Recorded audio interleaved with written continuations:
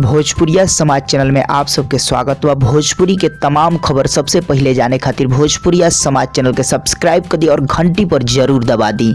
जय भोजपुरिया समाज। जी हाँ भैया, आप सबके बीच में बहुत खास ही वीडियो लेके आई बनी जौना में पावर स्टार पवन सिंह के एक देशभक्ति गाना के बारे में खास रिपोर्ट बताओ। जी हाँ भैया, वो गाना जौन गाना आप सबके बीच में रिलीज हो गया, शायद आप लोग सुन ले भी, बहुत लोग ना भी सुन ले हो, काहे कि भैया बहुत ही डिफरेंट चैनल से रिलीज हो, काहे कि भैया कोनो भोजपुरी चैनल से रिलीज भइल बना कि आप सब सब्सक्राइब कर ले बनी और आप सब लोग गाना पहुंच गए के एक नया चैनल से ये गाना रिलीज कर गई बाटे जौन की फुल वीडियो संग। जी हाँ भैया, फुल एचडी में फुल वीडियो संग रिलीज कर गई बाटे जौन की पावर स्टार पवन सिंह के। जी हाँ भैया, गाना के बोल अगर बोला जाए तो गाना के बोल यह बा कि आत्मनिर्भर भारत। जी हाँ, आत्मनिर्भर भारत जना में ये भी बोलबा वंदे मातरम भी आप सबके लाइन सुने के मिली। सबसे पहले आप सबको बता दी भैया, ईऊ कंपनी गाना गवैले बा निकलवैले बा जना कंपनी के नाम बा भैया मैनकाइंड फार्मा। जी हाँ भैया, ये एक मेडिकल कंपनी हुए जौन की बहुत सारा भाषा में ये गाना के बहुत सारा सिंगर लोग से गवैले बा कंपनी। और भोजपुरी के जब लैंग्वेज के बात है कि भोजपुरी में गाना बने